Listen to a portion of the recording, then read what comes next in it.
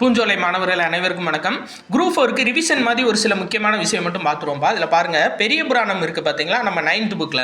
இந்த 9th புக்கில் பெரிய புராணத்தில் ஒரு பொருள் அறிக்கை இருக்குது, ஒரு 5-6 இருக்குது. சரியா, இது திரும்ப திரும்ப கேட்டுட்ருக்காங்க. என்ன அப்படின்னா, மரத்தின் வகைகள், அதாவது நாளிகேரம் அப்படின்னா தென்னை மரம். சரியா, அடுத்து நாந்தம் அப்படின்னா நாரத்தை, கோடி அரச மரம், சாலம் ஆச்சா மரம், தமாலம் பச்சிலை மரம், இரும்போந்து பருத்த பனைமரம், சந்து சந்தன மரம், நாகம் நாகமரம், காஞ்சி ஆற்றுப்பூவரசு. சரியா, இதில் பாருங்கள், நாளிகேரம் இது ஏற்கனவே கேட்டிருக்காங்கப்பா. அதாவது தென்னை மரம் பார்த்தீங்கன்னா ஒன்றா இருக்காது, ஒரு 4 தென்னை மரத்தை சுற்றி நட்டு வச்சா தான் நல்லாயிருக்கும். அப்போ நாளிகேரம் அப்படின்னா தென்னை ஞாபகம் வச்சுக்கோங்க.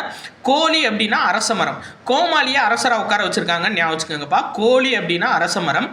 இரும்போந்து அப்படின்னா பருத்த பனைமரம்.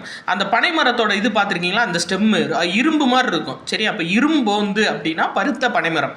காஞ்சிபுரத்தை ஏரிகளின் நகரம்னு சொல்லுவாங்களா, அது பதில் ஆறுன்னு ஞாபகம் வச்சுக்கோங்க. காஞ்சி அப்படின்னா ஆற்று பூவரசு, தமாலம்னா பச்சிலை மரம். சரியா, அடுத்து பாருங்க, இது ரொம்ப முக்கியப்பா. அதாவது மேதி அப்படின்னா எருமை, பகடு அப்படின்னா எருமை கடா. சரியா, இவங்க மேதின்னு கொடுத்துட்டு எருமை கடான்னு கொடுப்பாங்க. சரியா, எது தவறு எது சரின்னு கொடுப்பாங்க.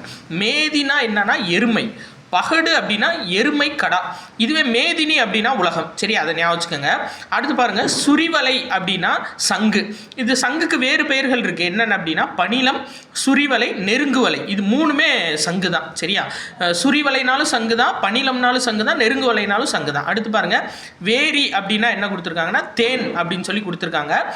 அது மது அப்படின்னாலும் அது தேன் தான். இந்த இது ஏற்கனவே ஓல்டு கொஸ்டினில் கேட்டிருக்காங்கப்பா, அதான் பாக்ஸ் போட்டு வச்சிருக்கேன். என்ன அப்படின்னா சிமயம் அப்படின்றது மலை உச்சி, இமயமலையை ஞாபகம் வச்சுக்கோங்க. இமயம் அப்படின்றத மலை, பெரிய மலைன்னு சொல்லுவோம்ல, அதே மாதிரி சிமயம் அப்படின்னா என்னன்னா மலை உச்சி. நன்றிப்பா.